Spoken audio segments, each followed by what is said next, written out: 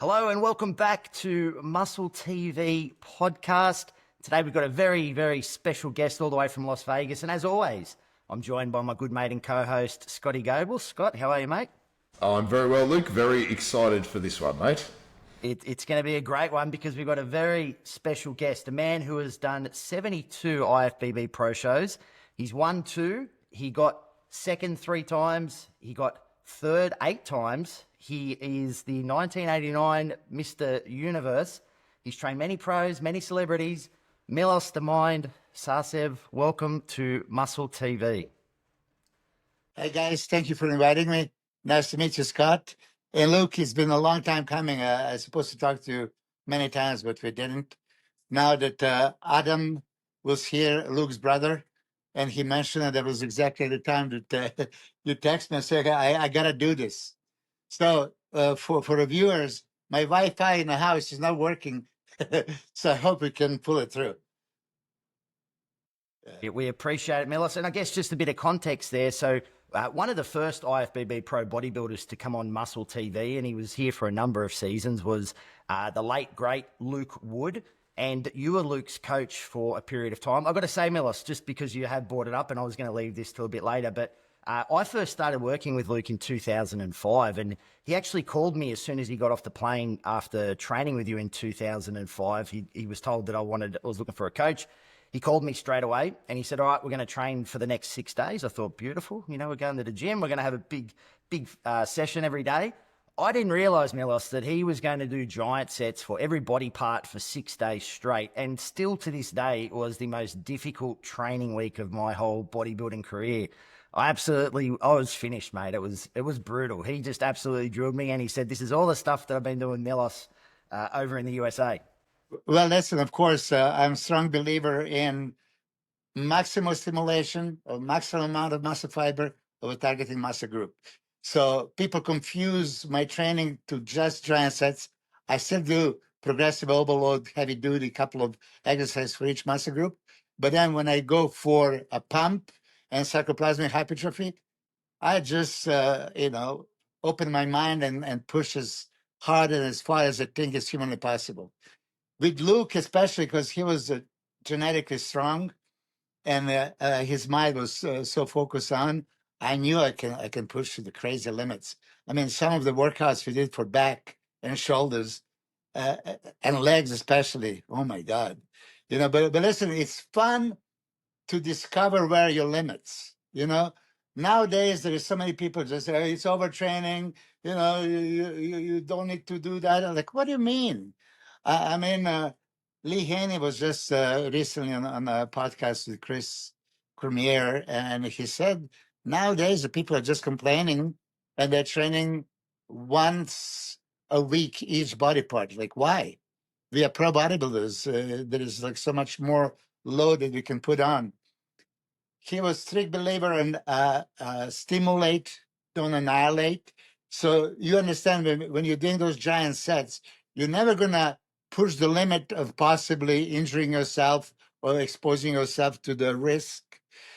But I do think that bodybuilders, contrary to powerlifters and weightlifters and strength training athletes, we don't need to go that heavy. I mean, it's an ego training. Like, listen, it's manly enough. Of course, if Scott does 100 kilo, dumbbells and you do 110, that I would want to, do 120. And that's, in us. But once I realized that, listen, it's bodybuilding and you're supposed to feel the muscle, pump the muscle.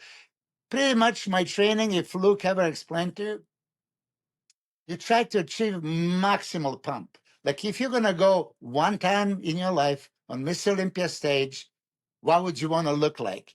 You would, of course, want to be exploding, bursting full, right? So in training, if you do heavy, you're never going to be that pumped, right?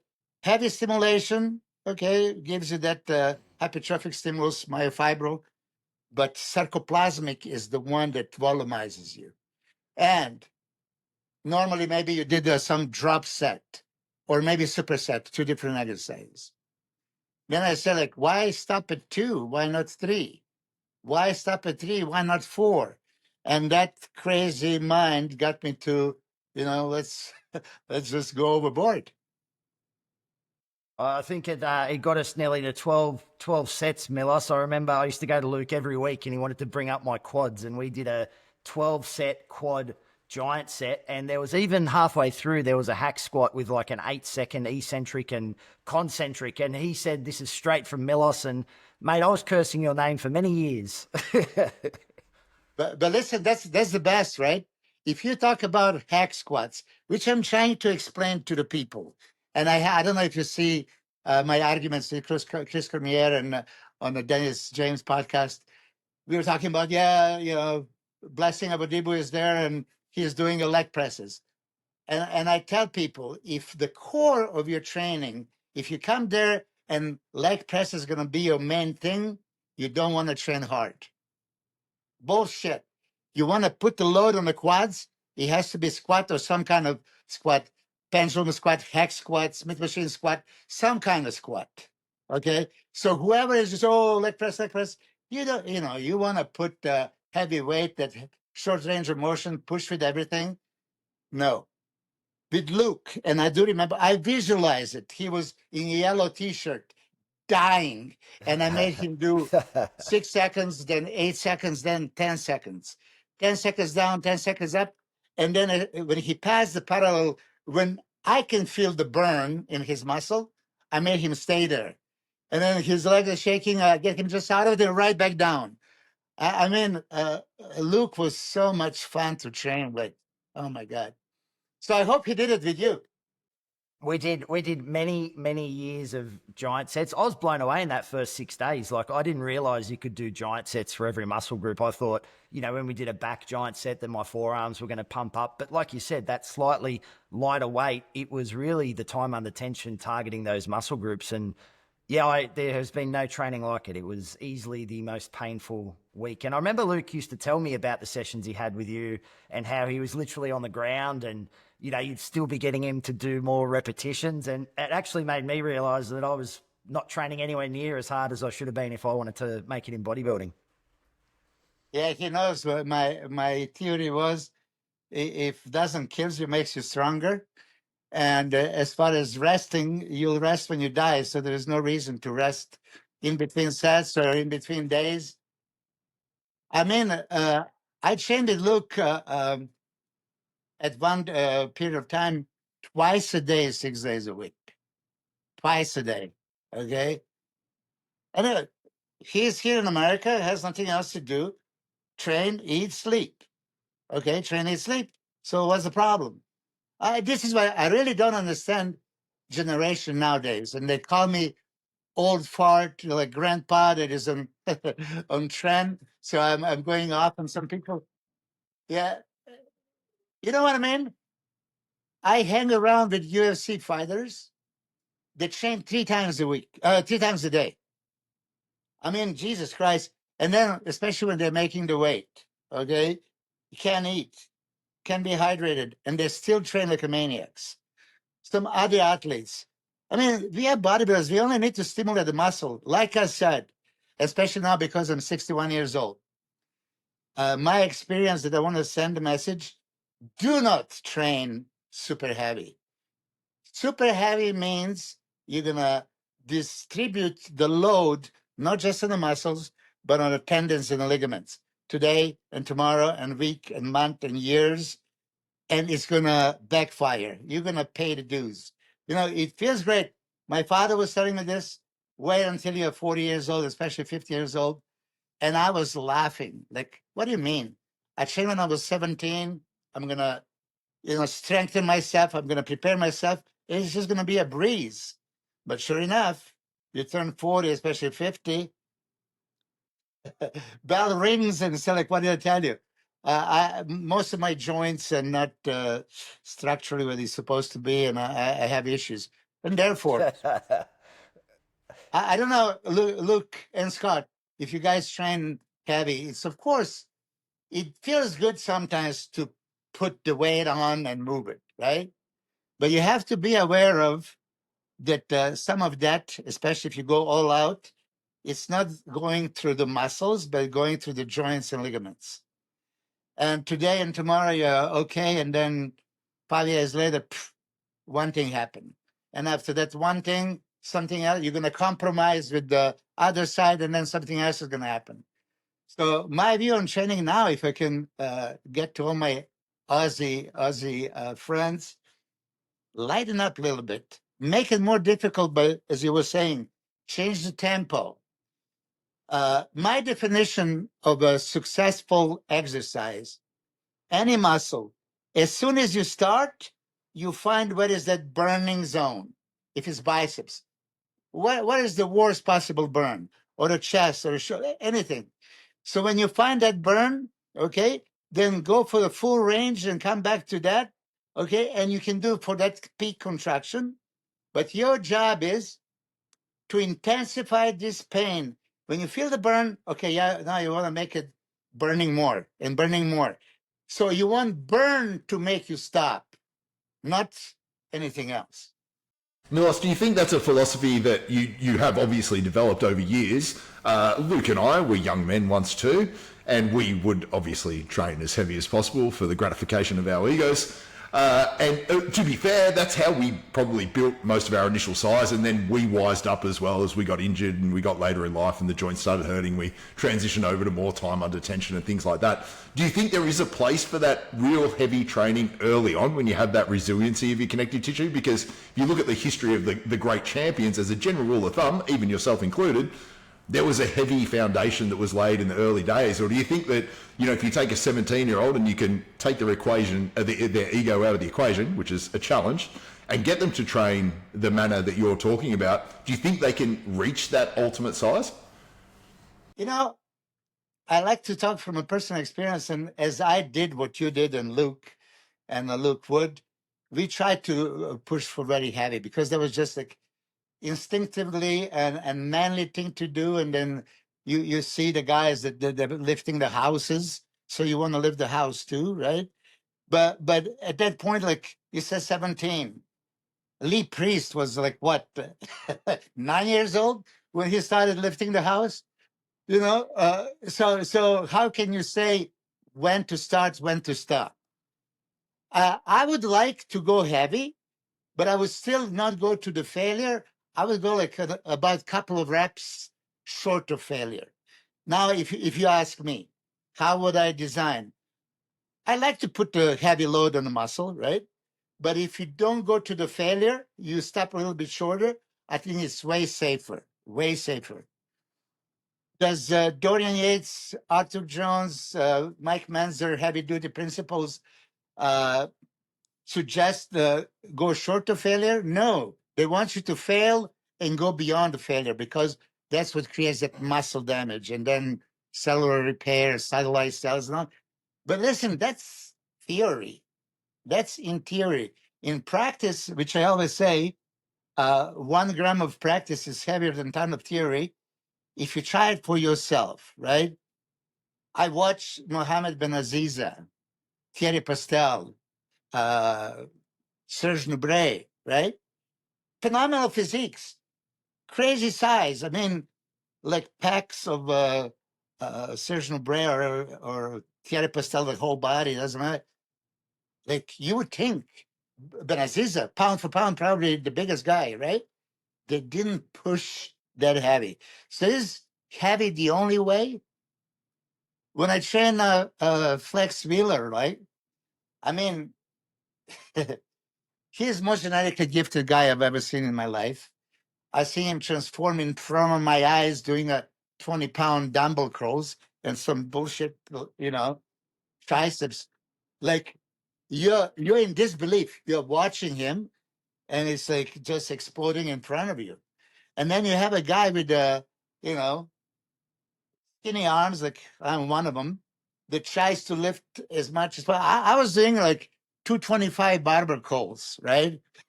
Swinging away and all this shit, which I realized it was a mistake, right? If you squeeze the life out of the muscle, and then you go to the range of motion and you truly, honestly go for stimulation, right? Uh, you're not going to go for the number because number needs ligament and tendon involvement. So why would you want to do that? This is always risky, right? You would want to say weight training is going to develop overall strength, not just strength of the muscle, but strength of the ligaments and tendons. Well, muscle strength is disproportionately faster improving than these. So if you load on the muscle, load more and more and more and more, tendons and ligaments might not be able to handle it. And believe me, I don't know anybody, literally anybody, that was training heavy that has no injuries, except Jay Cutler, who probably didn't even, do super heavy. I mean, relatively speaking, you sometimes saw him doing something heavy, but as Ronnie Coleman would say, well, it was not heavy for me. If you can pick it up, it's a lightweight. And Anyway. you've got some very, I guess, you've got some very direct protocols when it comes to your intra-workout nutrition, including a lot of carbohydrates, essential amino acids, branched chain amino acids, creatine. I know I certainly followed those principles for my whole bodybuilding career after I trained with Luke, and he was the one who pushed me towards taking my intra-workout nutrition seriously. Can you just give us a bit of context as to why you believe that's so important? Yes. Thank you for asking. Okay. And I have a bunch of haters as well, which is okay, because if everybody likes you, there is something wrong, right? And a lot of my haters would say like, oh, this bullshit intra-workout and your theory. I call it hyperemia advantage. Hyperemia is increased blood flow. So I want anybody that is listening to this to challenge me. We humans have a 5-6 liters of blood. Man usually 6 liters. Right now, during a podcast, all three of us, maybe 10% of that blood is in the muscle. 10% circulating in all the tissues and organs everywhere. Okay. When we start training and doing any physical activity, whatever sport, that increase blood flow to the muscle of the sport that you're using, right? It reaches now 20, 30, 40. In bodybuilders, up to 70% of our blood is going to that muscle that you're training. So my whole theory that I never read in any books of physiology or nutrition or anything is, if I saturate the blood with pre-digested nutrients, amino acids, like I said, not just brain chains that do all the essential ones, and then glucose in elemental form, right? And creatine, glutamine, beta-alanine, citrulline, L-carnitine, anything. I mean, you guys can maybe in Australia have some other things that you want to put in that is ready for uptake. That glucose that you take, carbohydrate, right, is going to start raising the blood sugar level. And that hyperglycemia is going to cause your pancreas to release insulin. Insulin is going to go into the bloodstream and take everything out from the bloodstream into the first available tissues and cells. So when you train, okay, and you do all these muscle contractions, first glucose is being used as a substrate of utilization for muscle work, okay? But this insulin present in the blood is going to take everything out from the blood into the cells. The only place that these nutrients can go are the muscle cells. So is this something that could be beneficial for us? Absolutely. For me, there was like slam dunk, like, is this even a question? Some people question it. Those theories that you would have to break it down and then supercompensate later. Do you understand that you are, and I use that example and I use exactly Australia. I said, like, if you have a plane that is leaving from Las Vegas right now to Australia and there is no passengers inside, what's the point of making that flight?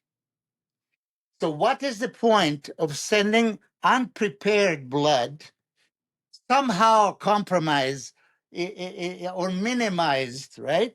I want to maximize. This is why my theory was, okay, let me put all that in and see what happened.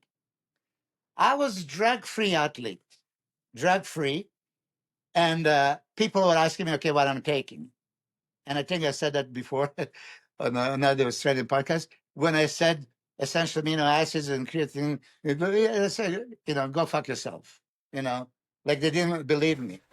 The results that we were getting was astonishing. Look, would I continue doing something if it's not working? And I shared this with many people. That's why I don't know how you guys still think if some people are going to complain and say, oh, I don't like it. What you possibly cannot like, if you use some kind of carbohydrate maybe or some powdered aminos that hard, let's say some cheap Chinese amino acids that maybe is going to disturb your GI tract first before they even go into the bloodstream.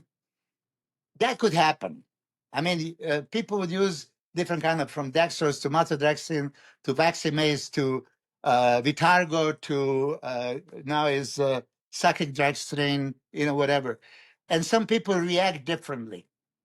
And actually, Luke was one of the guys. I'll tell you the story. At that time, I was sold on this Vitargo. There was a high molecular weight glucose polymer. So when you read the studies, instant gastric emptying, it sounds so good. So my staff in the gym, they would prepare. I tell them, put 100 grams of Vitargo, 20 grams of EAS, blah, blah, blah, blah, blah, right? And they ran out of Vitargo, but they couldn't tell me. And they knew that my guys were using insulin, right? And if you use insulin and you don't have a carbohydrate to cover it, you're going to go hypo. So some of my smart staff, he says, look, let's just replace it with dextrose, right? The same amount. And they replaced it, and none of us felt the difference, okay? So I'm saying this for the people that maybe are using fancy glucose polymers and they think that is anyhow superior. Look, dextrose is monosaccharide, exact glucose. So it doesn't need to be broken down. It's ready for the uptake, and it's probably going to save a lot of money to a lot of people.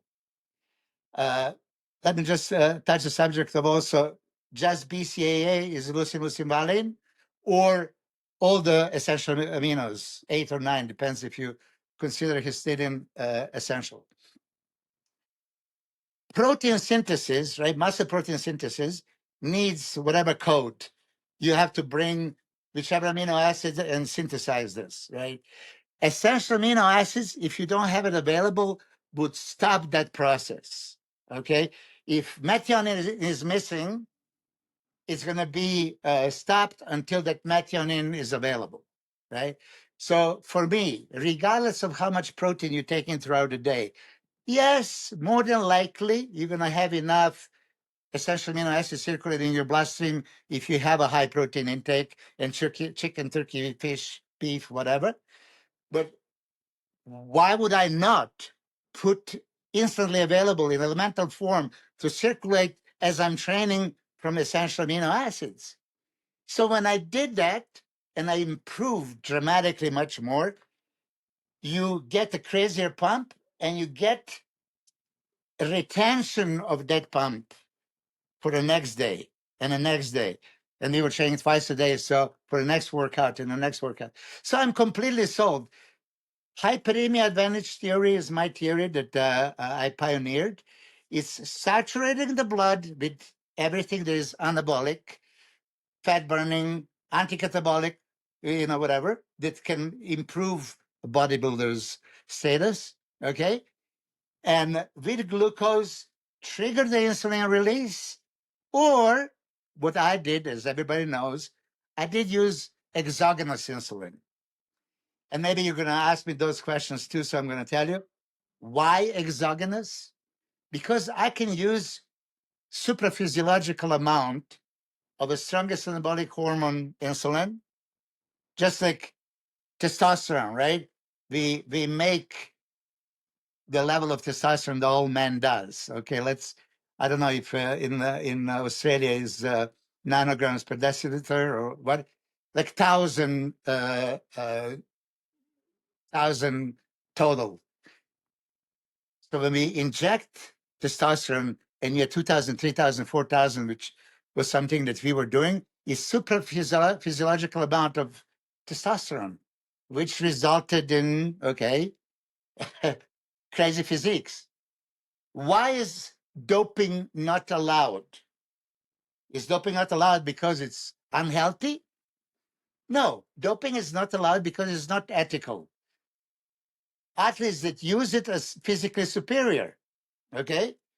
And when you think about it, right, logically, it's anabolic steroid, synthetic derivative of testosterone, male hormone that makes us men who we are in comparison to women, right? So now if you have a more of it, we are enhanced. Don't we all want to be enhanced? We do. So put this testosterone aside. That's the idea of insulin. And I'll tell you where I got that idea of insulin. I was getting some information from Eastern Bloc countries, DDR, Russia, Bulgaria, Romania. And I see what they were taking. And everybody had an insulin as one of the things that was on the list. And I said, like, why would they use insulin? And, you know, when you have no clue, and then you wonder, like, what is insulin going to do? And then you read, oh, it is an anabolic hormone. That's good. Storage hormone. That's good. Okay. So how do I apply it? And I think, especially for bodybuilding, is a huge application. But because people do not know how to use it, it got a bad rep. Is this dangerous? Yes, it's dangerous if you don't know how to use it. I said this a million times. It can be your best friend or your worst enemy. Best friend if you use it at a time that can help you, which is prior to the workout, so it peaks during the workout. So all this supplementation I was telling you about is now even furtherly enhanced to be transported by the power of insulin. So not just physiologically, but supraphysiologically, right? This is why I use it. And immediately after the workout to replenish glycogen and all the nutrients and rebuild the tissue and repair, these are the times. I said also many times, insulin is not selective, which means transport everything and everywhere. So for people that are using that long-acting insulin because they think it's good, just might as well, you know, have it all day. No, if you do have triglycerides from some fats that you for sure are eating, it's going to be also inserted. Triglycerides can be stored even in the muscle. It can be intramuscular triglyceride. So this is where I see it. People will just, okay, you just eat, you know, junk food and insulin. It's prescription for disaster. It is like you're gonna get fat 1,000,000%. 1,000,000%. So that's you know, the distinguishing thing. People are pointing the finger at me, oh, you ruined bodybuilding, you brought the insulin, you're the evil guy. I said, listen, you don't need to use it. And by all means, I don't tell everybody to use it. I have the athletes that don't use it. They don't like the feeling that they have on it. Okay. You don't like it? Don't do it. Anyway. Milos, I wonder if some of the bad reputation around insulin came about due to the change in physiques in the mid-90s where the guts grew and there was a fair few champion bodybuilders and for a while there, you know, the judging criteria largely ignored it and just rewarded the bulk size. And the insulin administration or its proliferation within the sport came about around the same time and many people were attributing the big guts to the insulin. You touched on something there with the long-acting insulin and the potential for triglycerides to be stored. And I'm curious as to your thoughts on that phenomenon. Is it a visceral fat-related thing? Is it just an abuse of food? I'm very interested to know your thoughts on that particular characteristic. Yeah, I'm glad you asked because, of course, first I'm bro scientist. I'm not a scientist to tell you I did a scientific study. I know that for a fact. But when you hear, I mean, I know Ronnie Coleman using it, right? Flex Wheeler using it. I was using it. The best example that I could tell you and everybody that is listening, from 1993 to the 2003 that I competed, I pretty much used insulin almost every workout. I didn't do it on the legs. Okay, I didn't do it on the legs, but everything else. All the way close to the contest. Did my midsection really grew? I don't think so. No. Throughout the whole season, there may be 99, but 99 was when I really tried to push it, and I was eating like a storm. So when you listen to Ronnie Coleman's podcast, he was recently with Shannon Sharp, right? And he was saying, yeah, he increased his protein to 600 grams a day, and then eat whatever so many ounces of potato in it. It's a volume, obviously volume.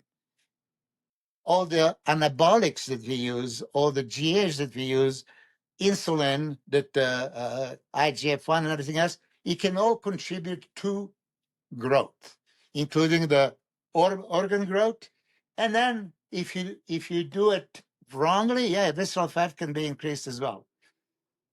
This is what I tell people. If you eat only what you need when you need, for muscle growth, muscle repair, and energy needs, and you don't have a surplus, and you're very careful when insulin is released that you don't have a triglycerides around.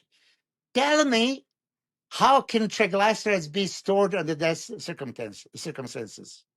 And I told this many times before to the people.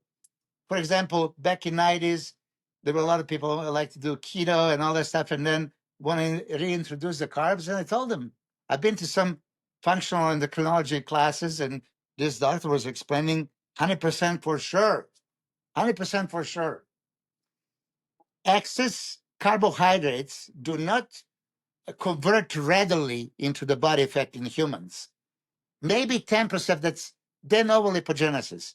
Maybe 10% of those calories, carbohydrate calories, can be converted and stored as a fat. Different species have way more efficient. What happens is when you combine carbs, excess carbs, and there is triglycerides, carbs triggers insulin release, insulin traps the fat and stores it. So it stores it while you're on the high carbs. So you blame the carbs. So I was telling all my keto guys, okay, Saturday, Sunday, you go to 0 fat and kill yourself with the carbs. Okay, so protein choice had to be egg whites and white fish and whey protein, shit like that. 1,000 grams of carbs. Knock yourself out. And everybody was in perfect shape. Again, I'm not a scientist. I cannot tell you about de novo lipogenesis study and how many people this and how many people that. But that triggered my thinking, right? And for me, Jay Cutler, for example, I was always a shitload of carbs. For me, bodybuilders, what nutrients do we need? Protein, and we need carbs.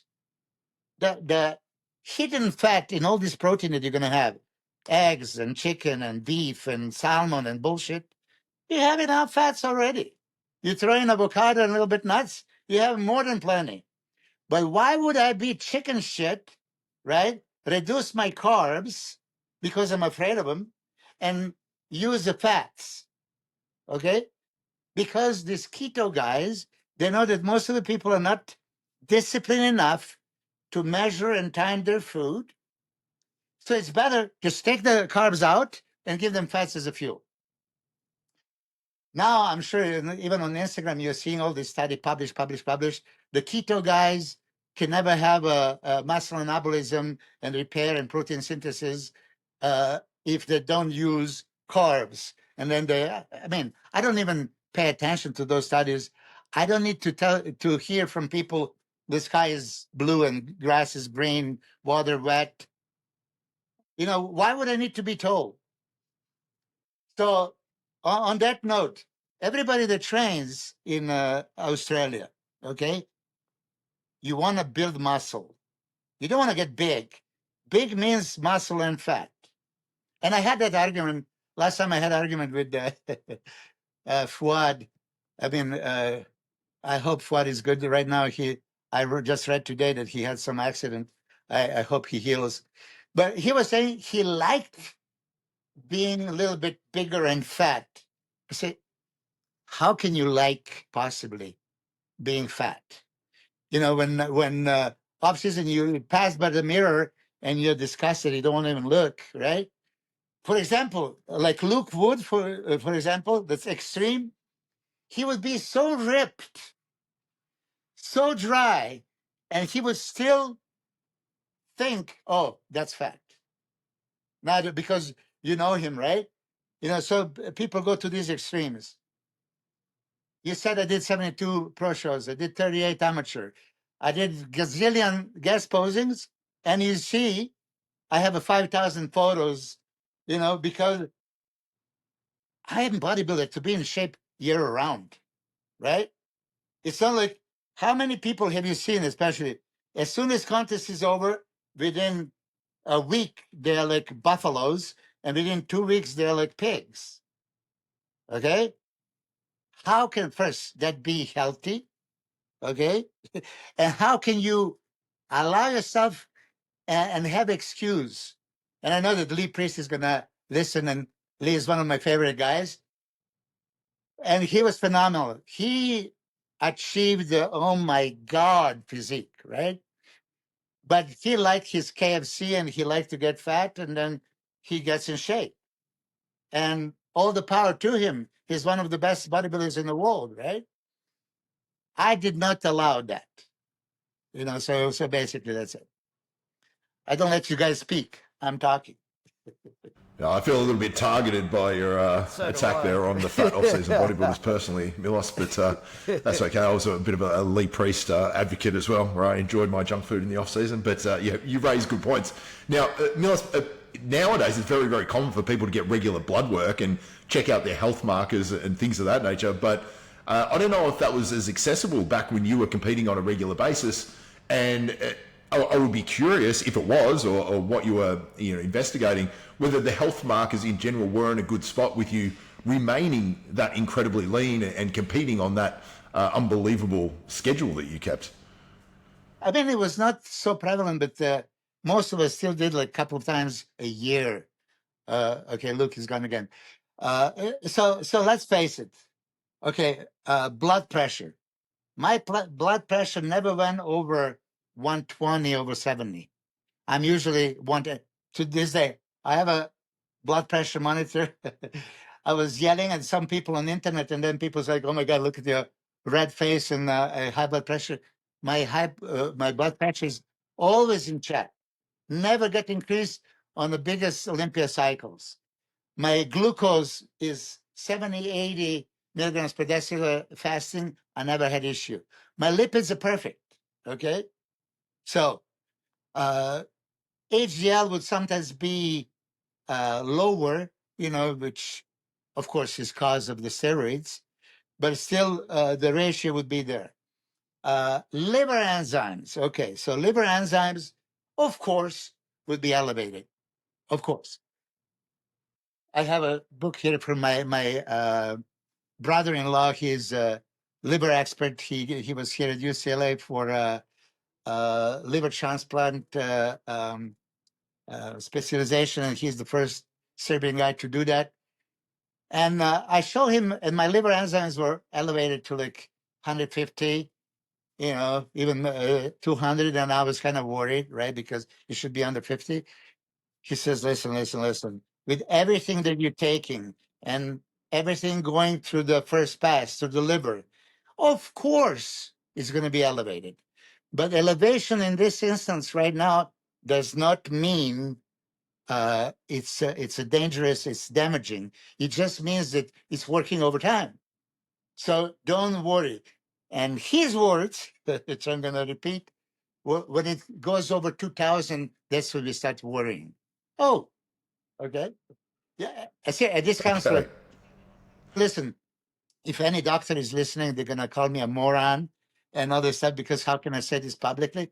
But I've seen those liver enzymes being elevated for many people for a long time, and the livers are in perfectly good health. Of course, as a protection, they would start taking silymarin, the any liver detox, which is fine, which is completely fine. But on your question, with the recent deaths of many athletes, uh, should they do the blood markers? Of course, they should, by all means. The problem is that not anabolic steroids alone are being used, but any drug that is ever invented, that is ever on internet, advertised somehow, people want to try it. And then all of a sudden their cycle becomes 20 things. And I know that because I'm a coach. So if Luke and you, Scott, would contact me, for example, I would ask you, send me everything that you're doing or everything you're doing in the last 2 years. And then I see the list and say, oh my God, right? So while I don't believe some of the rumors, and Bob Chikrila called some of the old timers, like the guys that came before me, that mentioned super low cycles, like 100 milligrams a week kind of thing. I don't believe in that, but I know that many of us in the 90s, first, we were afraid to take much more because you don't have a knowledge of using it, right? Then few guys came like, okay, if you're doing 2, I'm gonna do 4, so it's twice as good. And then you're gonna say, I'll take 8, so it's twice as good as the other guy. And that's when it start, going into abuse. Bodybuilding should be healthy sport. And pharmaceuticals that you bring in should be very carefully measured, not abused.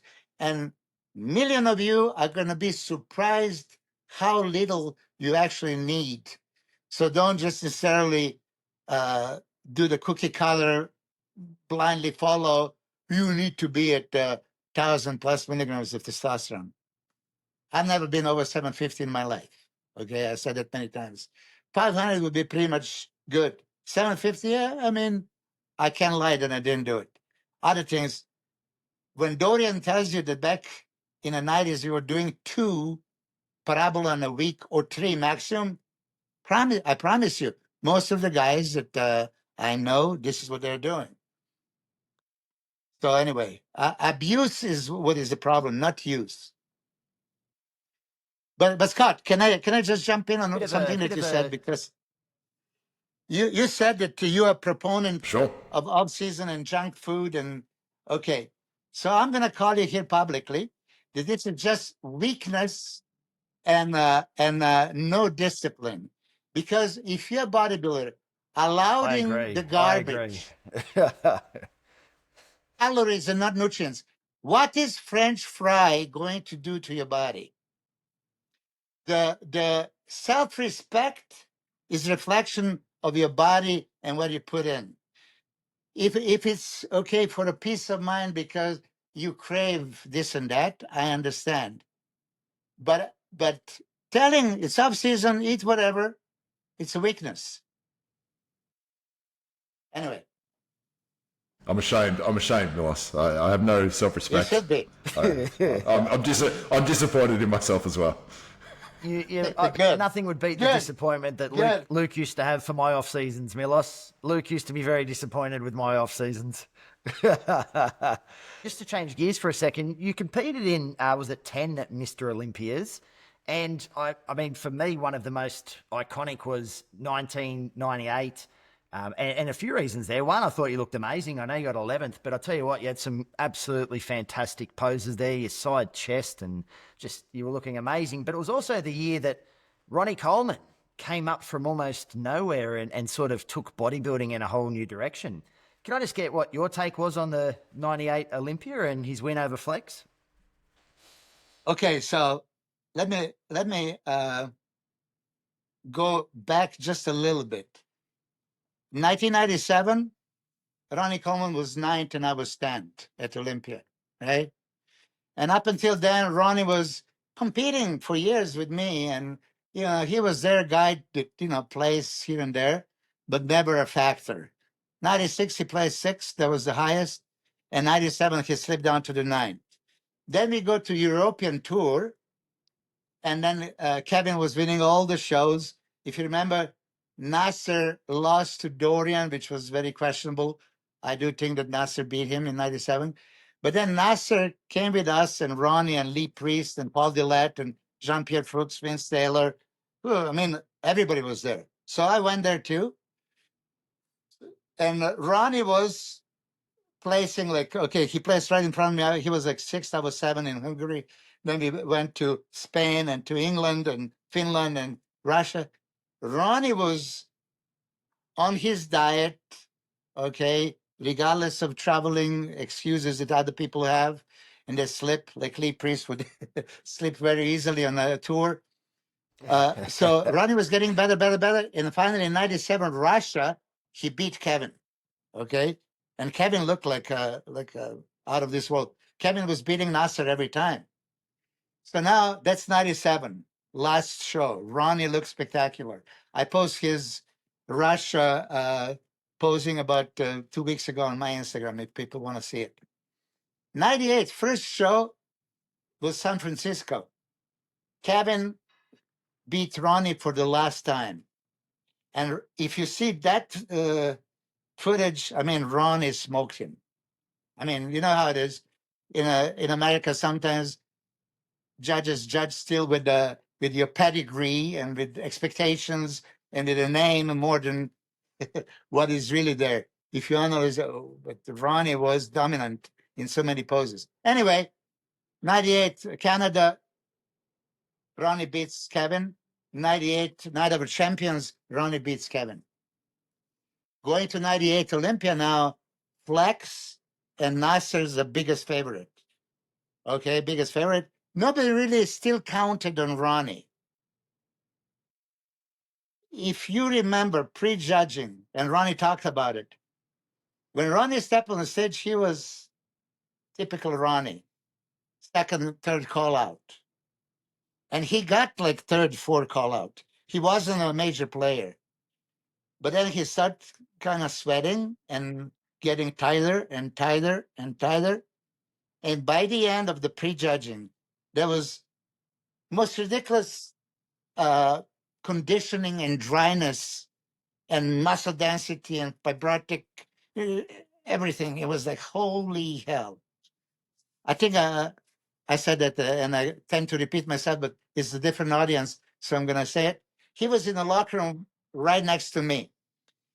And changing clothes, so he bended over, and this hamstring, I don't even know, I thought it was like 3 hamstring muscles, right? He had like 10 of them, and I had to just touch it. And touching, this was, I promise you, I'm not exaggerating, it was like steel. And I said, holy shit, Ronnie, oh my God. And then he turned around, right? He said, give me the most muscular. And when he did this shit, like, oh my God. Right there after prejudging, I said, there's no way that he's not going to win. But still nobody saw him, coming. So needless to say, he takes the Olympia. We go to Europe. He beats Kevin and Nasser again in Finland and wherever else we went. 99, it was redemption for the Flex Wheeler. He trained whole year just to be the guy. But improvements that Ronnie made by the 99, like, oh my God. And then continued to 2000, 1, 2, 3, 4, 5, until he finally lost the 6. So Ronnie is that special something. I mean, you see that genetics was out of this world, that discipline was out of this world. The hard work was unmatched. And mind you, he was still police officer, 98, doing the police job and still preparing for the Olympia. Therefore, when people are talking about, oh, I don't have a time, I'm like, what do you mean you don't have a time? Everybody has a time. I mean, I'm going to mention a dear friend of mine, Merab Dvalishvili, the bantamweight champion UFC.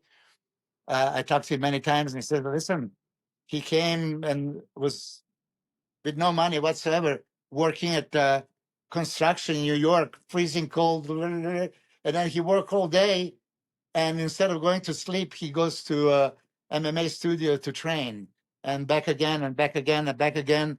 and he's now, you know, undisputed bantamweight champion, second pound for pound. You know, so my message is, look at yourself in the mirror and be honest. Look deeply in the eyes. Is this what you're doing maximizing your potential? Like Scott, I'm going to let myself do the junk for a while. Okay. I'm not going to maybe train every day. I'm going to let my body fat to like good, nice 15%. It's not so bad and all that stuff. That's Scott. Are you maximizing? I'm probably not maximizing Milos, no. Okay. Hold on. Scott. I'm going to use you because I don't know you, and I appreciate it. I've got a lot of respect for you, Milos. Could you just target Luke for a moment while my ego recovers? Yeah.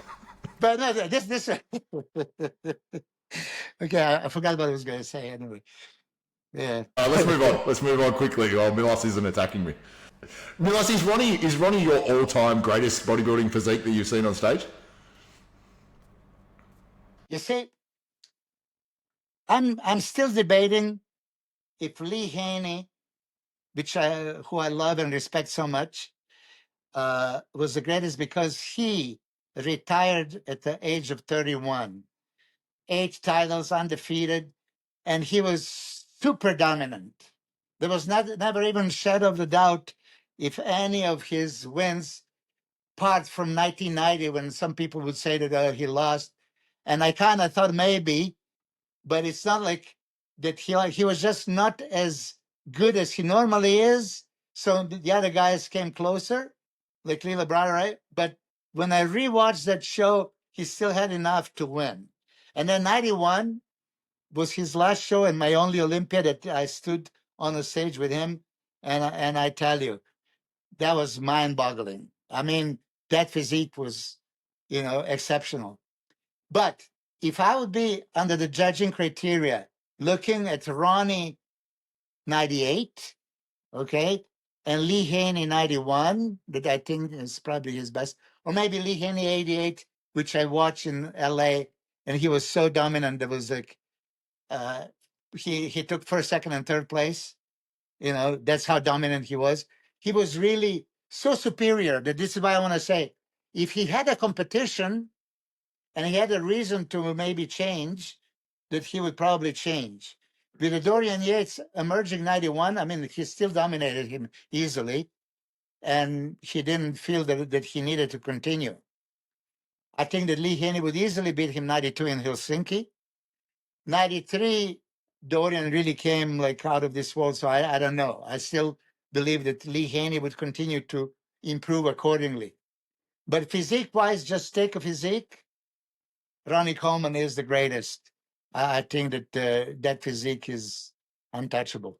98. And I see 98, 99 preferred over 2003? Yes. Ronnie Coleman included.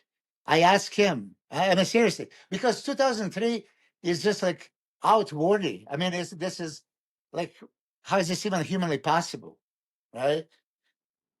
I said this story a million times. 2002, he had a kind of, pass at Olympia. He didn't look, very good. Then he went to Amsterdam. I was there. I saw him. He won that one, because there was not really a big competition. Chris Cormier was second, and he was off. Then Ronnie went to GNC and lost to Gunther Schillerkamp, right? 2003, Jay Cutler looked like a undescribable bodybuilder at the 2003 Ironman, beating Flex Wheeler, Melvin Anthony, and all these other guys. So now they were favorite to beat Ronnie 2003. And as you know, my gym was an official gym for Flex Magazine photo shoots. We had that Olympia preview, Gunter and Jay, and then here comes like Ronnie, right? And I talked to them before Ronnie came. They were both very confident, right? Very, very confident. Gunter was saying, I beat him before, I beat him again. And Jay Cutler, believed that 2001, there was argument that he beat Ronnie. Then Jay Cutler missed 2002. 2003, he was so dominant at Ironman. Oh, my God. those pictures. I don't know if you guys can pull out and post it. So 2003, I was right next to Jay Cutler. I said this, I don't mind repeating, because I felt it. I'm talking to Jay and he's pumping his bicep. And then all of a sudden, darkness came into my gym. Ronnie came through the front door. It's unbelievable how much he grew from 2002 to 2003, especially when he came to that photo shoot. You probably saw some of those pictures. I mean, there was like, okay, show is over. And those two guys right away knew, you know, Jay and, I mean, it was just like, they lost 15 pounds, you know, in a second. Ronnie was like so dominant. But if you ask me, listen, I'm a purist. I think that 98 Ronnie and 99 Ronnie, that's the argument. 2003 Ronnie, okay, now you're going into the freak show with a, as you said, thicker waistline. Do I appreciate more mass upstairs? Yeah, but not if you have a more mass in the middle too. If he kept that taper, I mean, do you think that Ronnie needed to grow a pound of muscle after like 99? Anyway. He was perfect in 99. Yeah, I think so. Well, Milos, we do thank you for coming on the show. We really appreciate it. We'll have to get you on again soon. Just one final question from me that we haven't mentioned. Your move to Las Vegas, it looks like it has just breathed a whole new life into your career. You seem to have reinvented yourself again, ringside at the UFC. I'm taking it there's no regrets from the move to Las Vegas?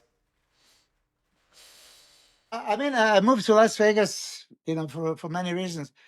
Yeah, originally I didn't really, you know, plan or believe I could be so involved with the UFC, but after that happened and I met Hunter Campbell and Dana White, Hunter became one of my closest friends. I love the guy. I trained with him, and of course now I'm watching all the UFCs. Listen, my huge passion is bodybuilding, and I cannot hide it. Right? You guys know. I can talk bodybuilding. I mean, I'm disappointed that this is my last question. You know what I mean? I like to talk bodybuilding, but I love mixed martial arts, and now I'm a huge fan. I'm a huge fan and friends with some of the guys. I'm gonna say publicly, I'm a huge fan and friend of Tom Aspinall, the best heavyweight out there. We got to clip that. Let's get that out to the public. Luke, get that little soundbite out there. I'll make sure. Well, Milos, listen, thank you very much for taking the time out of your busy schedule. We'd absolutely love to get you back on the show at a later date if you're keen and just talk all things bodybuilding. But Scott and I really appreciate your time today. Anytime. I just hope there was good enough footage because I have this Wi-Fi problem. And said, good luck editing. It should be fine. And I do apologize if it looked like I wasn't listening at some points. It wasn't because I wasn't interested, but my camera and that really did drop out. So I do apologize. But listen, if you're liking this content, please leave us a thumbs up, subscribe to our channel, put the notifications bell on to find out when the latest episode is being dropped. But Milos, thank you very much for coming on MuscleTV. We really appreciate it. And hopefully we'll talk again soon. Thank you, guys. And Scott, I love you. I just had to say it. I just used your example for other people to say, okay, am I really maximizing? And when you said, I probably am not, then ask yourself, would you want to maximize? Or you are happy with some compromise and optimize I've and asked minimization? him the same questions for many years, Milos. I've asked him the same questions. I'm gonna go comfort my hurt feelings with a bowl of ice cream. Yeah. All right, yeah. thanks a lot, guys. Yeah. You know, cut your hair, Scott. It's been a pleasure, Milos. It really has. Thanks a lot. See you guys. There's no cure for this one!